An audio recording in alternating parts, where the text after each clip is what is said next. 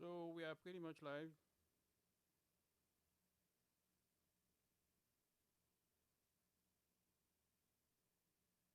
Good evening, everyone. Welcome to another broadcast.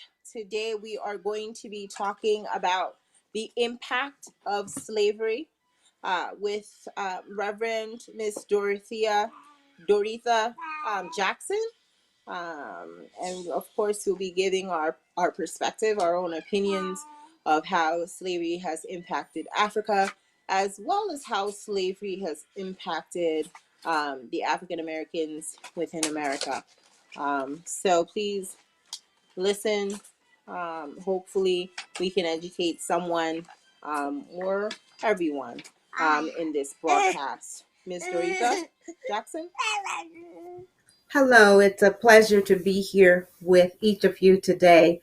Um, you know, I'm just going to dive right in. I am Reverend Aretha Jackson, an associate minister at Abyssinian Baptist Church of Newark, New Jersey.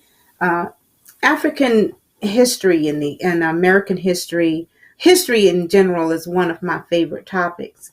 But one of the things that I am very passionate about is the impact of slavery that it have on our society to even today.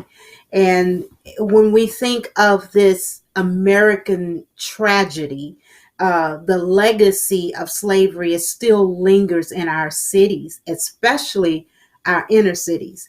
And how, you may ask, because when we look at uh, just America itself, when everything was founded on that all men, women were created equal, and only to find that when we look back on the when slavery started, we as humans, and we look at this creed as being humanity, but when it came to slavery, it was everything except, because looking at slaves in general, they were not even considered part of humanity. We can also look back over the times when slaves, even those that were born in America as slaves, were not even considered citizens of the United States of America. So, let alone being ostracized, dehumanized, and stripped of, many were stripped from their families. But as we look at the impact that slavery has on Black Americas, when slavery ended, unfortunately, it was just the beginning, because our freedom wasn't really free.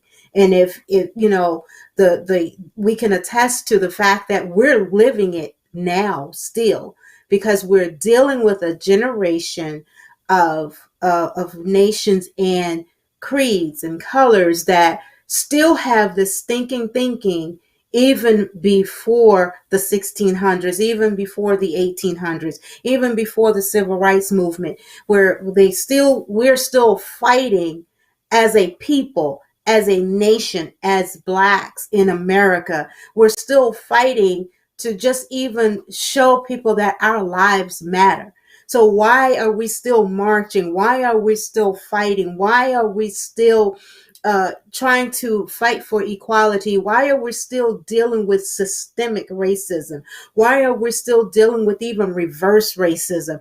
We have our other counterparts who are saying, well, why do you have to have a Black History Month? Why can't we just have a White History Month? Why do you have to be separated? But when you look at the history and the culture of the slave, even just the slave trade itself, when you look at all of the adversities and the problems that we have faced, and that we are, as a Black nation and brown nation, that we are still facing, why not celebrate? Why not remember where we come from? Why not remember how far we have come, and our history that is still rich? And we come from a culture where we can still show our babies and our generation today and the generations to come that we were more than just slave. We're more than what the watered down history books uh, kind of display to us. So we still face a problem of our in even our own color line. We still face this problem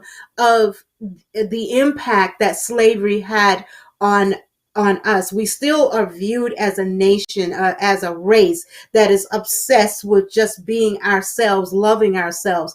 We're still viewed as a race that is angry. We're looked at as a society has a revolutionized mindset.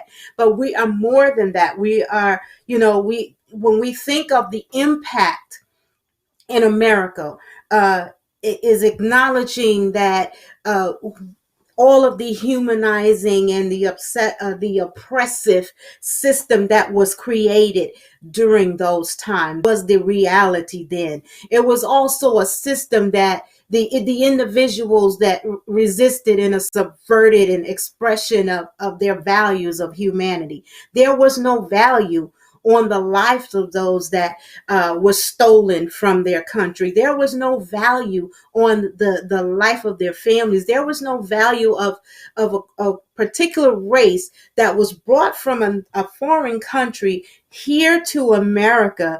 There was no value that they were part of humanity to the point where they separated them from all men, women created equal. There were just no value at all, and they did not include the slaves in this part of humanity.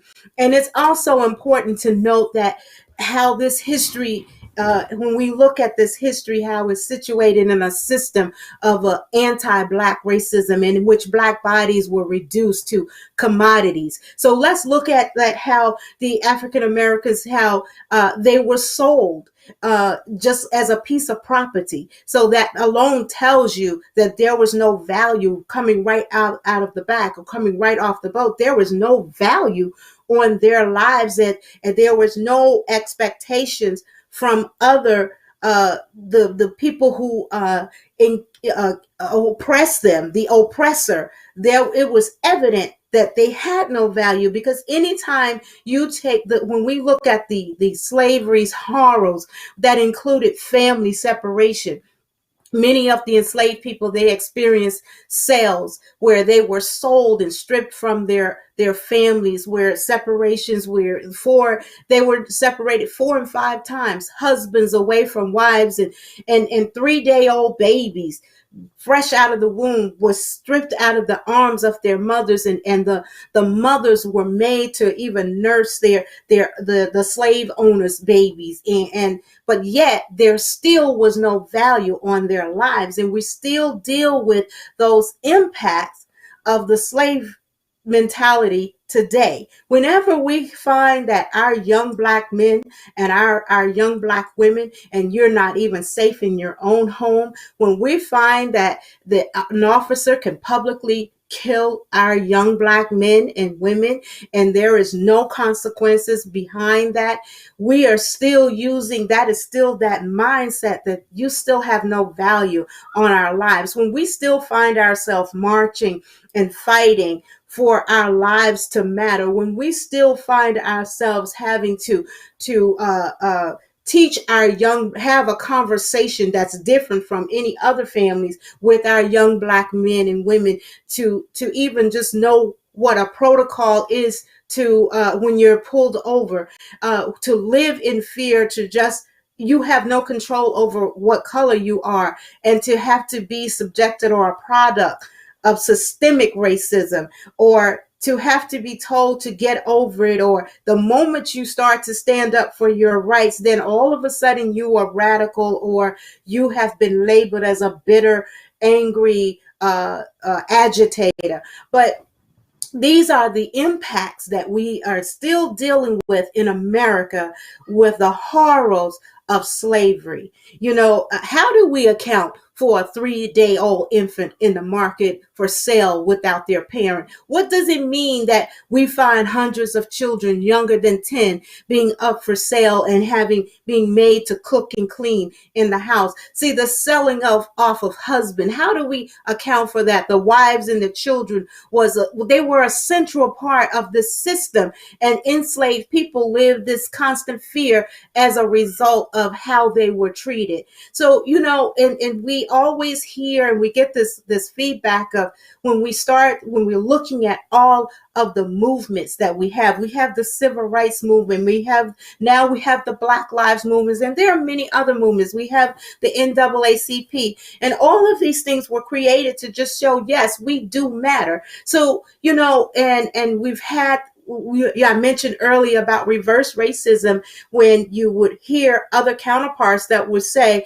well, doesn't all lives matter? Well, all lives can't matter until they realize that we are part of that same portion of humanity. See, in 1619, Black lives didn't matter. We all know that in 1619 is when the slavery and the slave trade all started. In 1861, Black lives didn't matter because the American Civil War was a civil war in the United States from between 1861 to 1865, somewhere in that area, where they fought, where the North and the South fought, just for us to have freedom.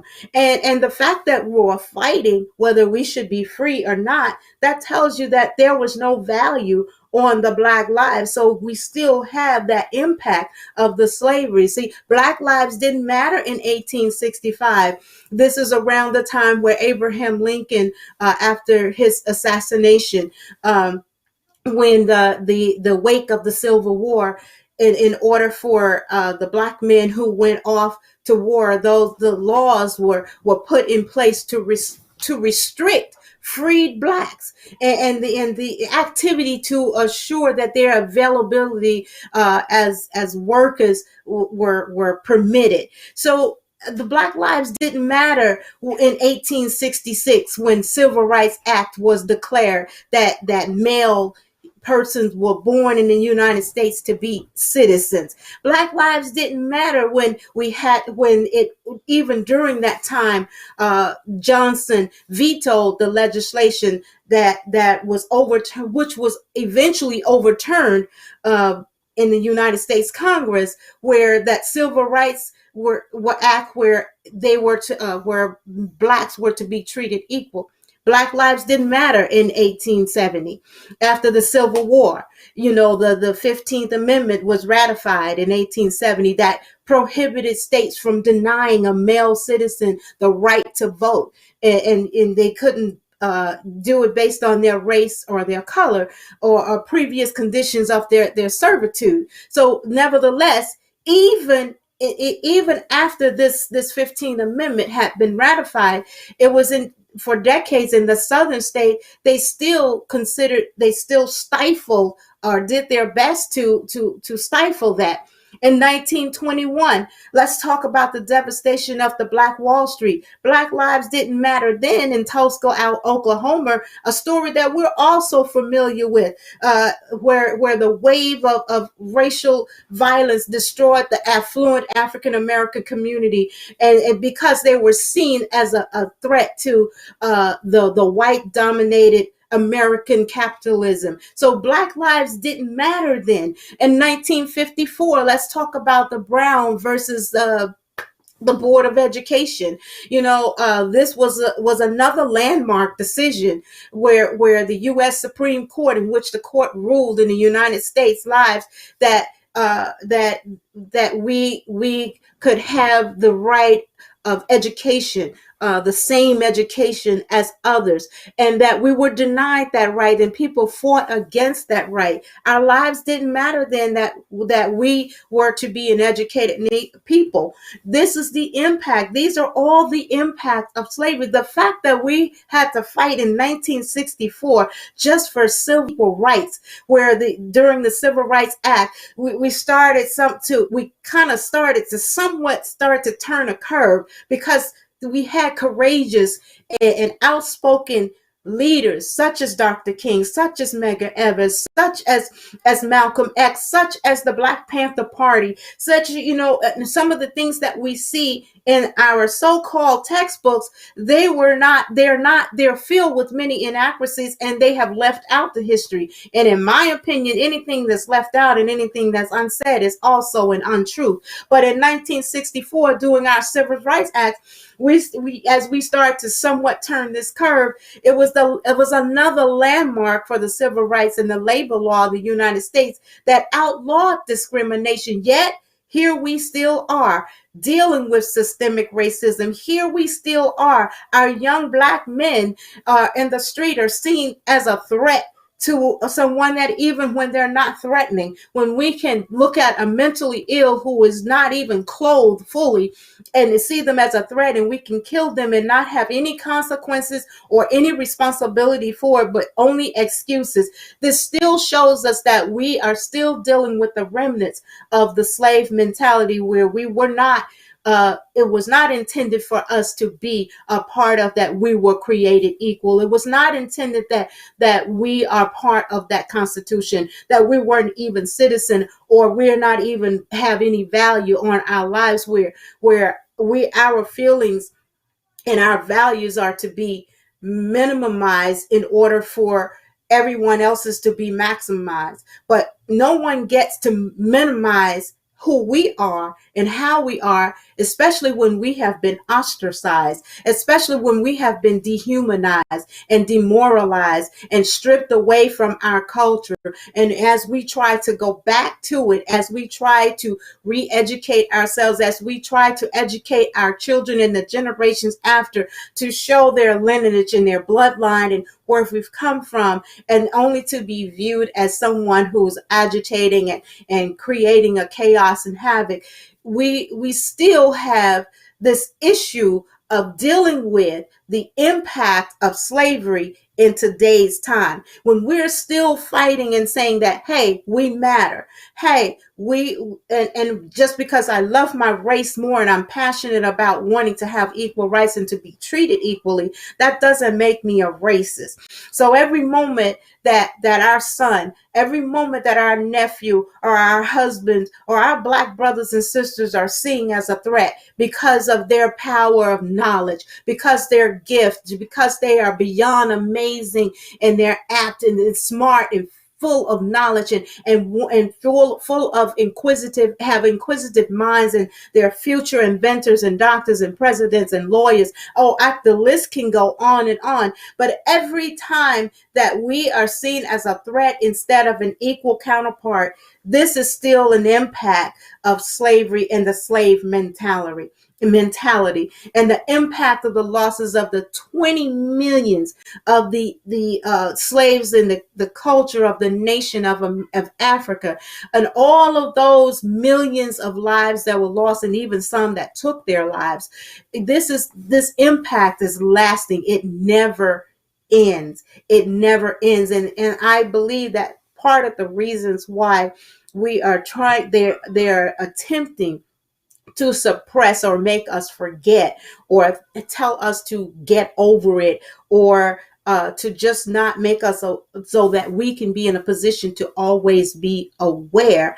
It is because many are threatened by the knowledge that we have. By when our people were stripped and stolen from Africa, they were kings and queens. They were already doctors. They were of royal descent, and they were then reduced and demoralized and dehumanized to be nothing. But we are more than what anyone see. And that is why we have our Black Lives Matter movement. That is why we constantly sing out loud and with justice, and fight for equality, because our lives does matter. So the impact on slavery in America is unfortunately still relevant and still prevalent in today's time.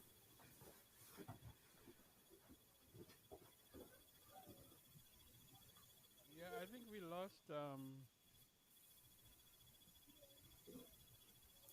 Alima on the line. Her screen went blank. Yeah. Now, well, I'll just continue, Yeah, to speak on. that was really good. Thank you, That was really good. thank you, thank you. Can you relate to how the impact of slavery is still on us? I can somewhat relate to it, because I've been a product of it. Okay. Um, a lot of times Oh, we she's think back. that she's back. Okay. Yeah. A lot of times we think I'm that so sorry. that's okay. A lot of times we think that being called out our names, are being left out, or when we have a true display of racism, Mhm. when we have this, when we live in a nation, a society where we ourselves are divided instead of being unified, we kind of buy into that slavery mindset. We try to we look at ourselves as free people, but anytime that we fail to educate ourselves about our culture, anytime we fail to live in a unified nation as a Black Americans, as we come together, anytime we start to fight against our own, anytime we start to when we're committing violence against our own, when we have the Black on Black crime, when we fail to help each other, we are now we are now enslaved to our own sin. We're enslaved to our own mess.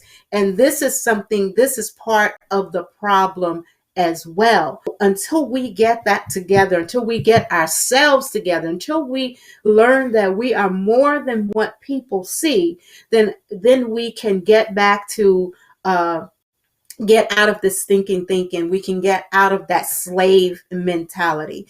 I've heard so many times people would always say, well, the ghetto is different than the suburbs. But I beg to differ. The ghetto is not a place, it's a state of mind. We can be in the best of best suburbs and still have a ghetto mindset. So we need to get past that we're not always a product of our environment and privy of what anyone else would want you to think. And just because you're in a certain environment, just because you don't have the certain things, doesn't mean that we have to strive to get it. So I see it every day. To answer your question, Hamja, I see it every day. And I think the more we start to educate ourselves, because education is so essential, it is key that we start to educate ourselves and we start to try to have a reformed, a changed mindset about how we look at society, how we look at ourselves, because it all starts with us first. And once we get that down pack, I think the rest should be a little easier to fall in place, where we don't have to be a product of systemic racism and even amongst ourselves. Yes, very true, Reverend Jackson. I think one of the things that you touch base on, but what I took it as, we need to stop teaching hate and difference, but love and our similarities. Because at the end of the day, color doesn't really matter, right? It's our experiences, the things that have happened in our lives that help to impact the decisions we make. But when Hmm. you're teaching your kids hate and intolerance, that continues because they continue teaching the next generation, their children. Exactly. So then Exactly. the cycle never stops. And if you Right. look at just the impact in itself in Africa, the continent, not just Sierra Leone or the neighboring countries, but Africa as a continent, if you look at the impact where the old were left, right, to Hmm. take care of Hmm. these babies. So the old mentality, the old thinking was passed on to now the younger generation, the youth that would one day now lead the continent.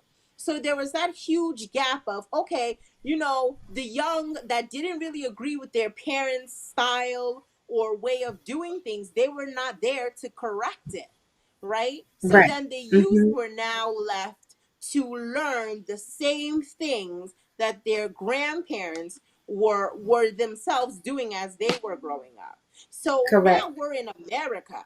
We're in America. Mm-hmm. We can fix that, right? We can fix that youth, the way that they're thinking, the way our parents thought. We, our generations, the middle-aged young adults, can change that. But are we? Are you seeing that, Reverend? Are you seeing the young adults coming in, stepping up and saying, yes, we can change things. Perhaps we can go back to Africa and start building nations there, start building communities there that are inclusive, that are welcoming to those that are in America or those that are looking to belong in their own color community. Mm-hmm. I'm not. I can't speak for those that are going back to Africa. It's very. I have to say, if it's happening, it's not being advertised enough. We don't see it enough.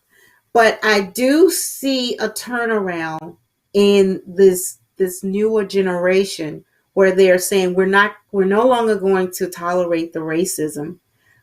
When we looked at the horrific and unfortunate incident with our brother George Floyd, and we saw how the nation came together and said enough is enough. We many of our white uh, Americans and even those across other countries of all backgrounds and all ethnic backgrounds said, what can we do to help? What can we do to help be a part of the change? And everyone became proactive and said, okay, this is not right. And we're not taking it anymore. And they stood up, they exercised their voice, because one of my main things is when I would say to any of my white associates, is that we need you to speak up. We need you to be proactive. It's one thing to stand behind the scenes and say, oh, this is horrible and this is bad, and shake your head and say nothing. But when you stand out front and not be afraid, and you're courageous and you stand out front to do that, that speaks in volumes. And that is what took place back in April and May, and still taking place now. It takes more than just the movement. We can't just stop there. We have to continue. What I'm starting to see is more our younger generation. Um, some are now, as you say, from many cultures, it's been passed down from families. And some are now developing their own mindset and say, yes, I grew up in a household that taught me to hate. But I'm seeing a society and I'm looking at a race because they're human just like me. And I have no reason to hate them. They seem to be developing their own mindset and saying, you were wrong. And they're courageous with it. And they're standing on the side that's right.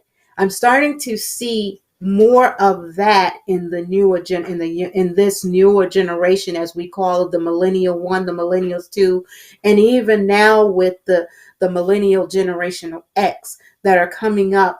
And we're starting to see that we're not going to tolerate this anymore, and you are wrong. Hating someone because of how they were created and born is wrong. And we're not going to stand on that side. We're starting to see more people being more proactive and active, even in the workplace.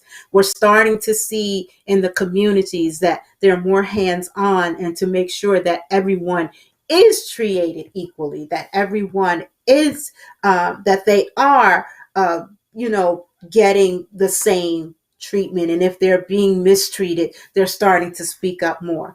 As far as pouring back into the communities, we still have a long way to go, but I do see many, when I look at some of our stars, our movie stars, and our activists, our community people who have grew up in rural areas, and they've decided that, you know what, I'm going to come back and give back to my community. I'm going to come back and go back to my hometown.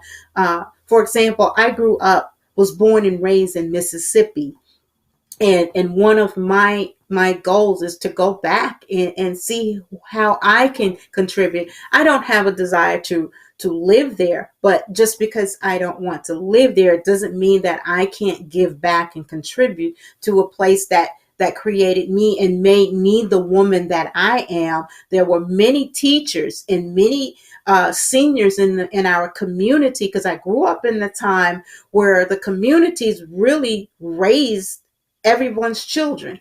On my street, on Clifton Street, was also known as Schoolhouse Bottom. It was a community where everybody raised everyone's children. There was no one person struggling if there was a family that had multiple children, 8 to 10 children in a household, everyone helped, and they fed, and they looked out, they babysat, they made sure that everyone was safe. So it's time for us to turn around and pay it forward and help someone. So we find ourselves helping in any way that we can. And you are right. It is so important that we give back, that we teach others, just as someone taught us and poured into us. And we have to keep that torch going. But it's also just as equally important, if we have come from a household that have taught hate, that hate is wrong, and we can no longer continue to do that if we wish to thrive, if we want to continue to have a better society and be a better person. Very true. Very true, Reverend Jackson. I think one of the most, I think, troubling aspect is from the impact of slavery. Um, is the ideas of building the nation within Africa, right? You Mm-hmm. have the old now that are aging out, but the young that are not necessarily old enough to start building, coming in, and there's working on ideas that kind of um, stalled, just because the old didn't really understand those ideas. So we're looking at Africa now trying to catch up, right? Mm-hmm. They're trying to catch up with all the other nations as far as technology, the economics. But then again, we have missionaries. We have um, all these different NGOs going into the continent with the intention of helping, but they may not be, right? They're not teaching the importance of what their role is, as far as the schooling, the education, or helping overall with the feeding. I mean, I see. I've been there. I grew up there. I was born there, and I spent the rest of my life here, growing up, getting my education. But really, when I think back and I look back, and even still communicating with family and friends, people are there to help, that are not necessarily from Africa, or have the color of skin of a regular African citizen. And you think, you're like, wow, okay, you're here to help, but you're not helping, right? So it brings Mm-hmm. another form of confusion of, so what is it, another continuation of slavery, or is it another continuation of bondage for these people that are looking for help? And I think back, just in my opinion, I could be wrong. I could just be seeing, just a few organizations not really holding up what they're there for. But we look at Mm-hmm. now, organizations that are coming with the pretense of helping, but they're not helping. They're there to start up businesses on their own. They're there to use the people to benefit themselves. And we sit and we encourage it as a nation, Mm. where we should actually be trying to build on our own. So I look at the Mm. old for bringing in this help, and then I look at the young for trying to question whether they are there genuinely, and we wonder.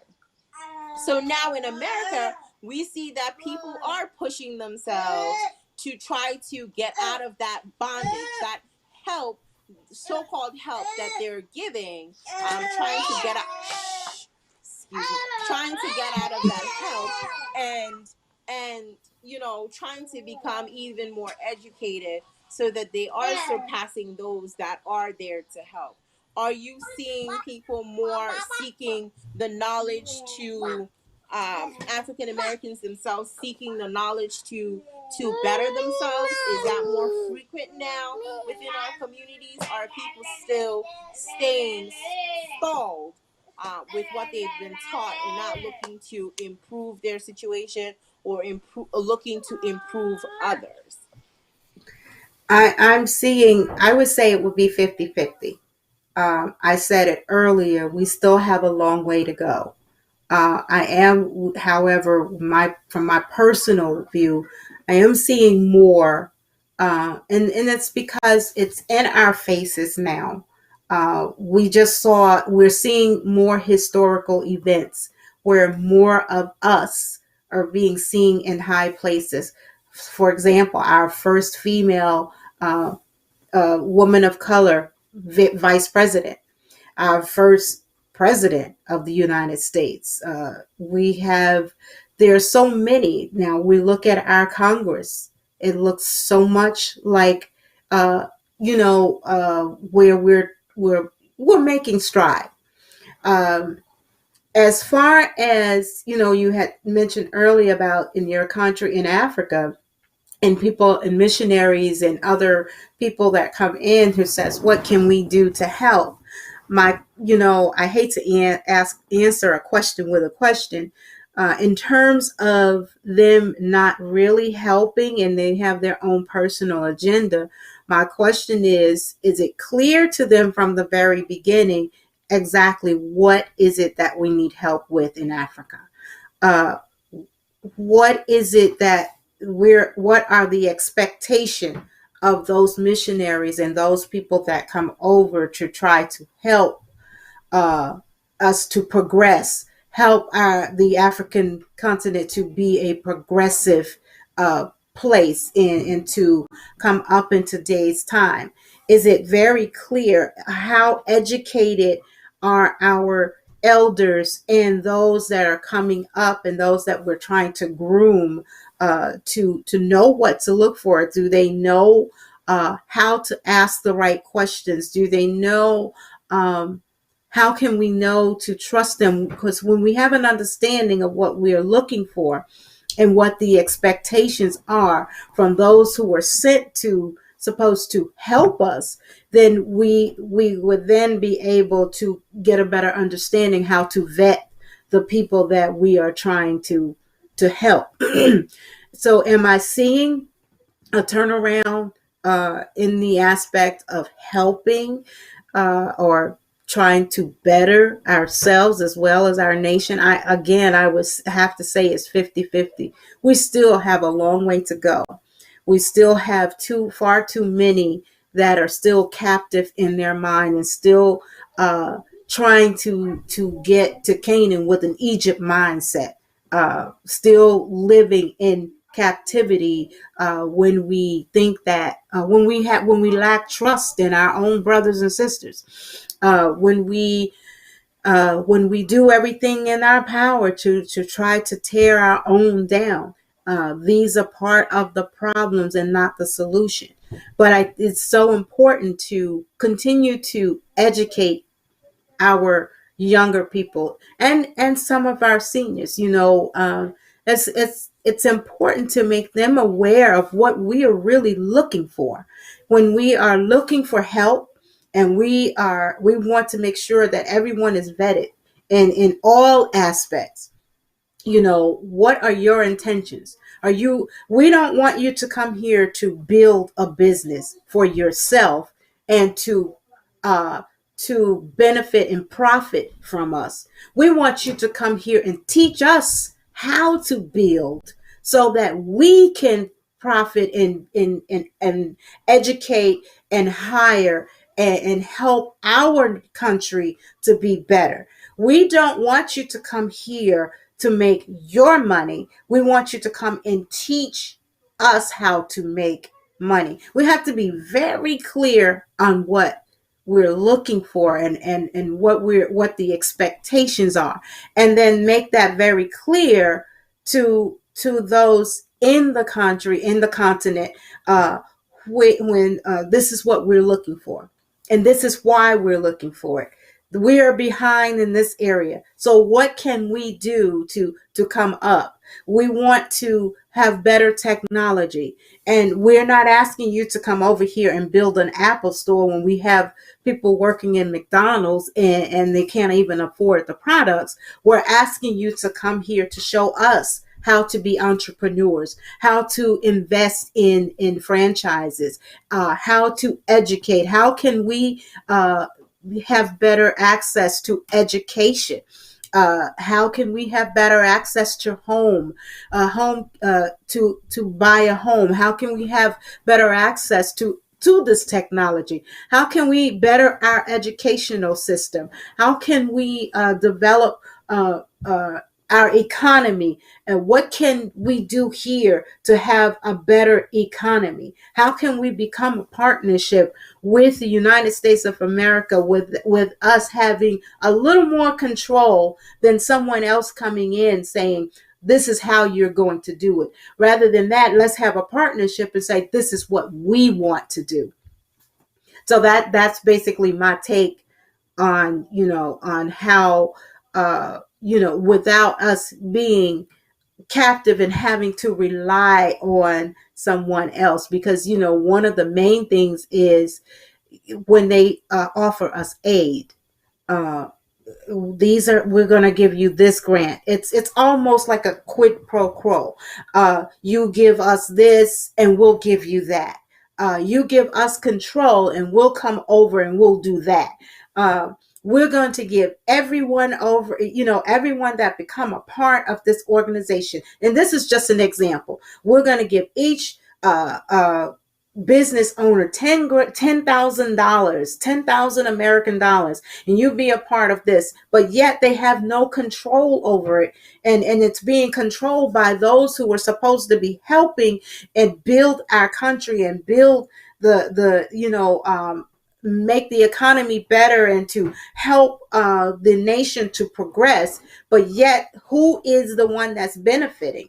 And who's the one that's under control? The goal is we want to have control over what we have already started to build. We just want to continue to build. We want to be a progressive nation, and we want to be able to teach and have something to pass down to our various generations.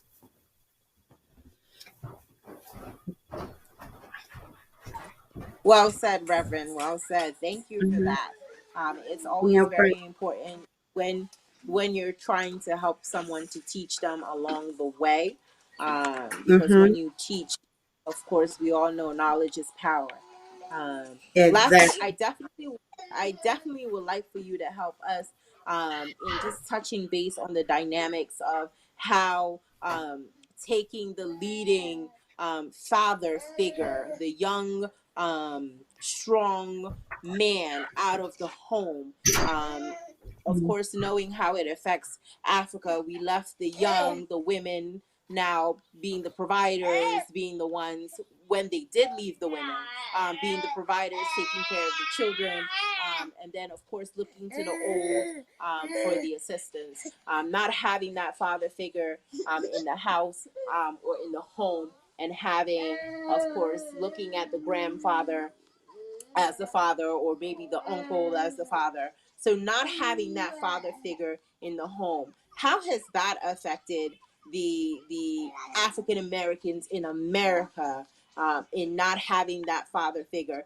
Is that still the same cycle that's still happening when the father figure was of course sold off to another plantation. The women were left with their children if their children weren't sold off. Is that still some part of that cycle still happening? The father figures are not in the home as much as their moms, so they're not really providers. Are you seeing that currently or still? Ab- Absolutely. It's unfortunate. And one of the reasons why when we look at slavery, one if you notice, the first thing they did was separated the families and sent the male further away so that they couldn't even think of the possibility of reuniting with their wives or their families, because they know we always look at the male being the head of the household. We always look at the male being the sole provider. We always looking at our male to be our leaders. I always look to my father to be my leader. To He was my first love, so to speak. And when we take that away, my father died when I was, as a teenager. And when we take that away and we leave the mother to be both the father and the mother, and to be now become the head of which the male were intended to be, it kind of breaks up and gives us that sense uh, of disunity. When we remove the father from the home, when a child, especially a young man, has to grow up without a father and is being raised by the mother, the grandmother, or even the grandfather, we are now sending a message that we are now in something that's already broken. So as I see it today, one of the biggest issues that we have is incarceration. When the men in the home um, are incarcerated, that is breaking. That has a jail. The jail portion gives us a slavery mentality. When we have young men who have grown up without fathers, and they kind of fall, unfortunately, I'm not saying that all falls into that pattern, but when they have grown up without fathers, it's unfortunate that now in today's time the fathers have become even younger, and and our children are being raised by children, and many are raised in a one parent household. It's very few fathers who are now active in their children's lives, be it through due to incarceration, which is in my mind, you've lost your freedom. You might as well be slave to the system. We have a child support system, another trap. Um, it's unfortunate. We have many fathers who are very active in their children's lives, and they have always taken care of their children. And yet they get caught up in this child support system because they have chosen, for whatever reason, to no longer be involved with the mother of their child. And the mother of their child have taken child support to use it as a dig at the father, which is another trap system. Because I don't know about any other states, but I know the state of New Jersey, if you place a young man on child support, they already come out of the water in arrears. And many are now have lost their license. Many have lost their jobs. Many have they're so far behind, they're constantly being incarcerated. And it's very difficult for them to get caught up, and then they find themselves working jobs just to pay arrears, and that's not even the regular child support. It's just their arrears. Some can't even start a new family as they try to move on with their lives and have some form of normalcy. So we get trapped into this slavery of child support. We get trapped into the slavery of incarceration. We get trapped into the slavery of the streets. Not all black men are drug dealers. Not all black men are deadbeat dads. Not all black men are from a single parent household. Not all black men are lazy and alcoholics and drug addicts. But we get that label. But when we refuse to, even if the father is not in the home, because not every father is not in the home because he's incarcerated. Some fathers have passed away and mothers are widows and they're left to raise their children. This is where our black communities, we're lacking more male mentors. We're lacking more male teachers. We're lacking a black male psychiatrists, therapists, social workers. This is so important. Black coaches, black teachers in other areas, in all areas, because our young men need that. Community policing. The black policemen should now, when we're in a community and where there are cops that doesn't look like us, our young men are more inclined to not even bother with them. But if we have black policemen investing in our young black men who are coming from a single home without a male in it, I think that our society would be better. If we have a prison system, instead of incarcerating them on minor charges, why not have some of the correctional officers and have the sheriff department and have other programs that will educate and invest in our young black men and say, hey, there's a better way to live your life. There's a legal way to make money. Let me show you. Instead of building more jails, we can build more colleges and schools and other educational and reentry institutions. If we have those who are currently incarcerated, have a reentry program and really take the time and invest in them. And I think this will get rid of some of that revolving door policy if we take that moment to reinvest in our young black men. It's far too many that are absent in our children's lives. There are far too many that are caught up in the child support system. There are far too many single mothers without the fathers being active in their lives. There are far too many absent even from our churches and other faith-based communities. There are far too many that are missing from the mosque, that are missing from any other activities. There's just far too many. When we look out in our communities and when we look at when we go to rallies and other social gatherings, is more females with the children than there are male. So it's far too many of us that are missing. There's far too many of our sisters that are just settling for the bare minimum. And once we start, it's far too many young mothers who thinks it's cute to have our young black boys have this thuggish mentality, but we would rather endow them with $200 sneakers and a $400, $500 Xbox than to invest in books and to invest in summer school, to invest in a literacy program, to invest in their education, to teach them about their culture. We have it so twisted that our young black men are not stepping up, and we're missing the mark. And too many of our young black men have fallen slaves to the prison system, have fallen slaves to getting their names in the system, even as young juveniles.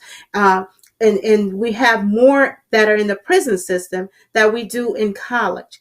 And we have bought into that once you have been incarcerated, or you have a felon, that you can no longer be educated. But that is far from the truth. You may not be able to get certain aids to go to college, but there are other ways that you can get around that. You can go to skilled trade schools and work on various reentry programs. There needs to be an investment.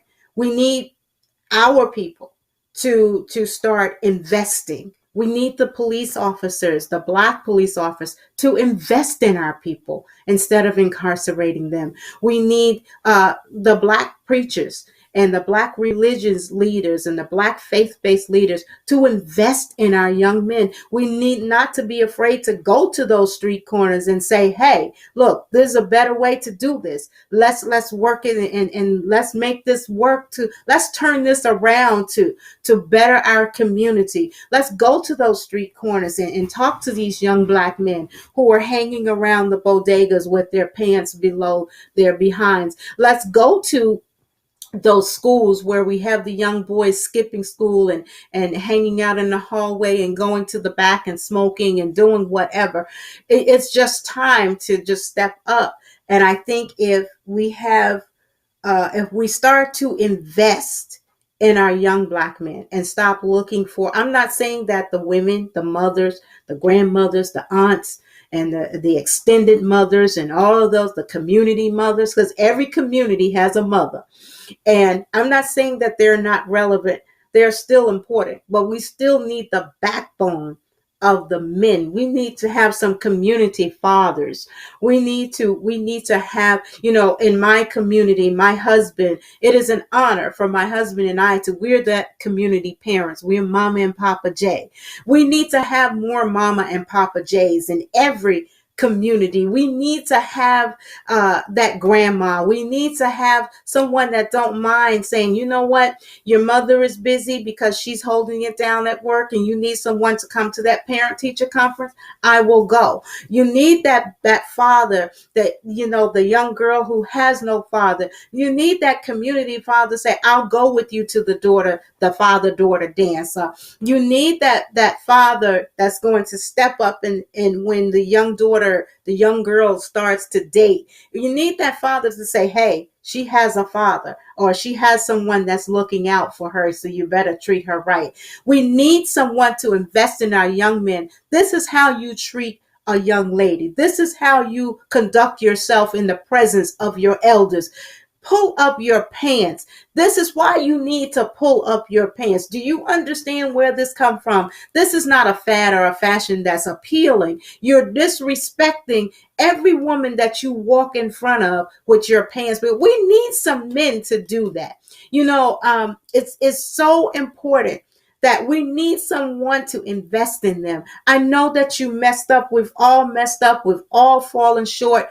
But there is a way that you can turn this around. Let me help you turn it around. And that's what we need. When we get to that point where we have all of the men investing in our young Black men, we will get rid of that prison slave mentality.